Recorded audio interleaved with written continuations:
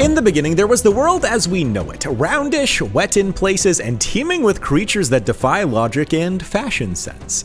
Yet, among all its perplexities, none of it is as delightfully confounding as the legend of Lemuria, a vanished continent that once bridged worlds, birthed civilizations, and made a mean cup of tea, actually. It all started in the 19th century, a time when gentlemen sported impressive mustaches and even more impressive imaginations. Enter Philip Lutley Sclater, a zoologist who, upon noticing that lemurs were frolicking merrily in both Madagascar and India, but seemed conspicuously absent in Africa and the Middle East, decided that the most logical explanation was a lost landmass, because things like land bridges are known to exist, and at the time were the most likely explanation for how animals got from one continent to another. But this was just a very big land bridge, essentially a continent in itself. He christened this hypothetical bridge Lemuria, after the lovable lemurs that inspired his continental matchmaking. According to Sclater, Lemuria stretched across the Indian Ocean, allowing lemurs and possibly their second cousins, twice removed, to commute between Madagascar and India without the pesky inconvenience of, swimming. This theory was met with nods, strokes of beards, and the occasional jolly good show from the scientific community, who were at the time quite fond of proposing grand explanations for the mysteries of biogeography. Plate tectonics hadn't RSVP'd to the scientific dinner yet, so proposing sunken continents was all the rage. Not to be outdone in the realm of speculative cartography, German biologist Ernst Haeckel, hopefully I pronounced that right, took the Lemuria baton and sprinted it into even further territory. Haeckel, a man who believed that if you're going to speculate, you might as well go big. He proposed that Lemuria was the cradle of humanity itself. According to Haeckel, this submerged supercontinent was where the first humans, or rather the first missing links between apes and humans, decided to stand upright and eventually invent brunch. He argued that the geographical isolation provided by Lemuria was the perfect incubator for early human evolution. It was, in essence, the world's most exclusive VIP lounge for proto-humans. Soon after, in waltzed Madame Helena Blavatsky, the co-founder of the Theosophical Society, and a woman who could turn a simple afternoon tea into a discussion about astral planes and ancient wisdom. Blavatsky took the scientific musings about Lemuria and infused them with enough esoteric philosophy to make a crystal blush. In her magnum opus, The Secret Doctrine, Blavatsky described the Lemurians as the third root race of humanity, a race of hermaphroditic giants with psychic abilities and an uncanny knack for not existing when anyone was looking. These Lemurians were said to have lived millions of years ago, built cities of rare minerals, and perhaps dabbled in advanced technologies that would make our smartphones look like abacuses. Over the years, various explorers, mystics, and people with a lot of spare time on their hands claimed to find evidence of Lemuria's existence. Mysterious tablets with undecipherable scripts have surfaced in the back rooms of antique shops. Strange monuments and underwater structures off the coasts of India and Japan have been pointed at excitedly, often with exclamation of, "Hey, look, proof of Lemuria." One such artifact is the famed Lemurian scrolls, allegedly ancient texts that detail the history and wisdom of the Lemurian civilization.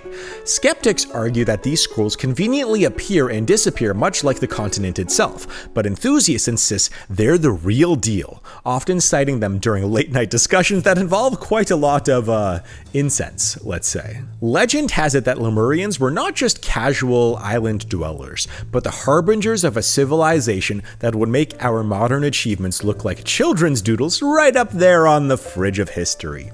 Their cities were said to sparkle with crystals, not just any crystals, mind you, but ones that harnessed cosmic energies, powered their technologies, and probably kept their green smoothies perfectly chilled. The wonders. These weren't mere huts or humble abodes. No, the Lemurians constructed towering edifices of such architectural brilliance that they made the Hanging Gardens of Babylon look like a neglected window box. Materials lighter than air and stronger than steel were allegedly at their disposal, possibly sourced from elements unknown to our periodic table, but casually listed in theirs. Now you might be thinking, if the Lemurians were so advanced, where'd they go? An excellent question, and one that has prompted many spiritual seekers to don their hiking boots and head to Mount Shasta in Northern California. According to certain esoteric traditions, Mount Shasta is home to a surviving colony of Lemurians who relocated there before their continent took an ill-fated dive into the ocean. These subterranean Lemurians are said to reside in a crystal city named Telos, hidden deep within the mountain caverns. Sightings of tall, ethereal beings clad with white robes have been reported by the locals and visitors alike, though skeptics argue that these could just be exceptionally stylish campers. The Lemurians of Mount Shasta are believed to occasionally venture out, sharing wisdom with those who are open to receiving it. They are, of course, masters of discretion, ensuring that their existence remains a tantalizing mystery rather than front-page news. The Lemurians were thought to have unfettered access to Akashic records, a cosmic library that contains all knowledge, past, present, and future. With such information at their fingertips, it's no wonder that they were ahead of their time, possibly ahead of any time. Some modern-day mystics claim to channel Lemurian wisdom directly from these records, offering insights into everything from personal growth to quantum physics. Workshops and seminars are held worldwide, promising attendees a glimpse into Lemurian enlightenment, for a modest fee, of course, naturally. After all, transcending the limitations of the physical realm doesn't necessarily exempt one from the costs of a venue rental. Among the more tangible artifacts associated with Lemuria are the enigmatic crystal skulls.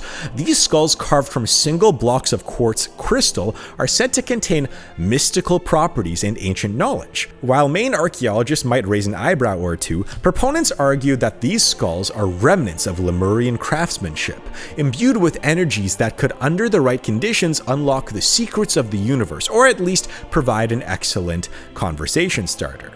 Then there's the matter of Lemurian seed crystals, naturally formed quartz crystals bearing distinctive ladder-like grooves. Believers assert that these grooves are not mere geological quirks, but encoded messages from the Lemurians, waiting to be decoded by those attuned to their frequencies. Critics suggest that this is just a classic case of looking too much into things, but that's no fun. Now, as with all great civilizations, the Lemurians faced their share of challenges. According to legend, a combination of cataclysmic events led to the sinking of Lemuria. Some say it was a shift in the Earth's polarity. Others suggest that it was a misuse of their own advanced technology, a cautionary tale about the perils of playing fast and loose with cosmic forces. Yet, even as their homeland disappeared beneath the waves, the Lemurians were said to have prepared for such an eventuality. Many ascended to the higher planes of existence, transcending the need for a physical form. Others migrated to various parts of the world, seeding future civilizations and leaving breadcrumbs of wisdom along the way. It's even been posited that the rise of Atlantis was linked to the surviving Lemurians, though that's a whole other kettle of a mythological fish. However, as plate tectonics came into the scientific spotlight, providing more mundane explanations for continental drift and species distribution, Lemuria began to lose its footing in the scientific community. However, rather than fading into obscurity, it found new life among spiritualists and New Age thinkers who were less concerned with geological plausibility and more interested in the possibilities of ancient wisdom and cosmic connections. So what does Lemuria offer us in our modern, hectic lives filled with deadlines, traffic jams, and inexplicable numbers of streaming services?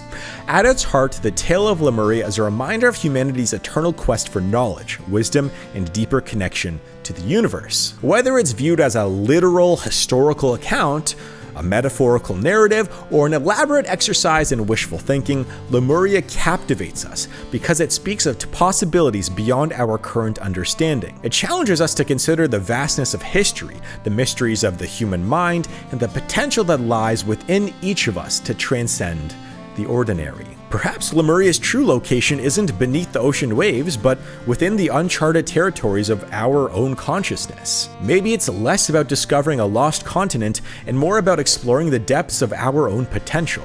So the next time you find yourself gazing over the ocean or pondering the peculiar behavior of lemurs, consider the legend of Lemuria, Allow yourself to wonder for a moment, to dream, and to imagine a world where the extraordinary is simply the everyday of our lives. After all, as the saying goes, not all who wander are lost. Continents. Thanks for watching.